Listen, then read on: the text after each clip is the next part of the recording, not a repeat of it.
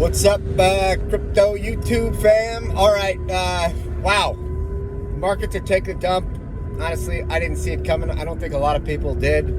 If you don't know the news already, it looks like FTX, one of the largest centralized exchanges, is going insolvent. You know, they probably took user funds and were doing other things, loaning them out, whatever, investing in tokens, and values went down. Anyways, they're going to need a bailout. Might be Binance, it looks like, but we'll have to wait and see. Either way, unexpected. And for folks that had their funds on FTX or any centralized exchange, you've heard me say this before, not your keys, not your coins. So if you don't know what I mean by that, then you got to know. You know, if you don't own your private keys, right, and you give your funds to, you know, some other company like FTX or even Coinbase or something, and something were to happen, you may not get your money back, or you may be in lawsuits, or maybe trying to scrounge for that. And so it's really, you know, I understand that there's practical reasons, you know, for ease to put your money on exchanges, but to store them there or to store large amounts there for long periods of time may be more risk than you're willing to take, and if you don't understand that risk.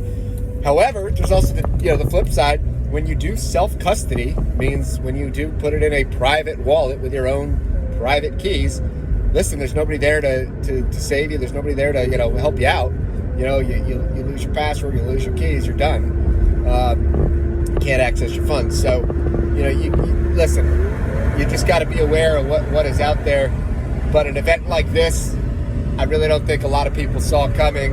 Obviously, there's, you know, we're in a bear market. There's a lot of, you know, headwinds macroeconomically. The United States election just happened, and, you know, that was a little surprising. I thought that the Republicans here in the United States were going to have a little bit more of a sweep. But, I mean, long story short, the Republicans did win a few seats back in the House of Representatives.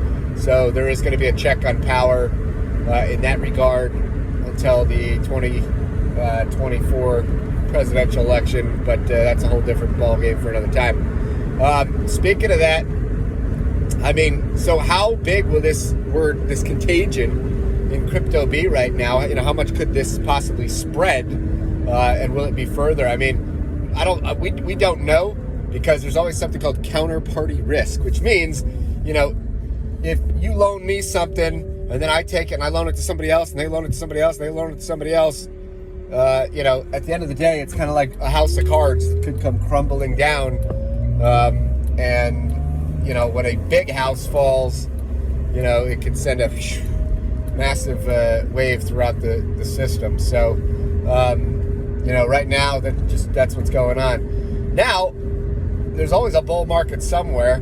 Whether or not you know, want to sit on the sidelines or stay in crypto, you know, that's always been your decision, right? This is never financial advice. This is, you know, make your own decisions. However, you know, despite all this, there still are opportunities. There's airdrops. There are, new coins. We mentioned like proof of memes. You know, there's always the opportunity that if you're in with a good project early at the right time, you know, just a small amount of appreciation up, even, you know, if it does go down, which, say, proof of memes, you know, depending on, you know, I've been mentioning this for a while. I mean, it's still up, you know, multiples probably from even when we mentioned it, despite it going up and up and up and down and down and down. But again, it's not immune to, you know, the major forces. And, you know, it looked like the bear market maybe was kind of putting its bottom in, but something like this with FTX gave it a whole new meaning. So, you know, buckle up.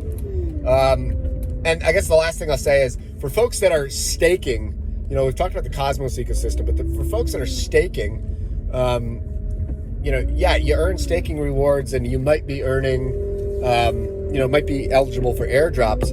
But the issue with staking your coins is you're locking them up oftentimes for, you know, 14 days, 28 days. So it's not like you even had the choice, you know, if you wanted, you know, to cash out yesterday or the day before, you know, thinking, oh, this FTX news can be bad. You don't even have the choice, right? Because you've got your coins locked up. And so you're kind of, if you're going that way, you kind of are making the decision, hey, I'm here for, the next, few months, the next few years, whatever, and whatever, wherever the chips may fall, I'm just going to play it out, because obviously if you don't have your coins staked, you're not going to be eligible for airdrops. But at the same time, if you do, you can't really pivot. And even with things like liquid staking, maybe you can make pivot moves, but you're not, you may not be eligible for all the airdrops. What you could do is you can always hedge your bets, right? You can always, if you think things might happen, you can always put a little bit of dry powder on the side, maybe put in some shorts, right? So if the price does go down on overall, maybe you lose a little bit over here, but you gain a little bit over there, and you can kind of weather a storm that way. Anyways, that's all I got, folks. Be safe out there. Peace.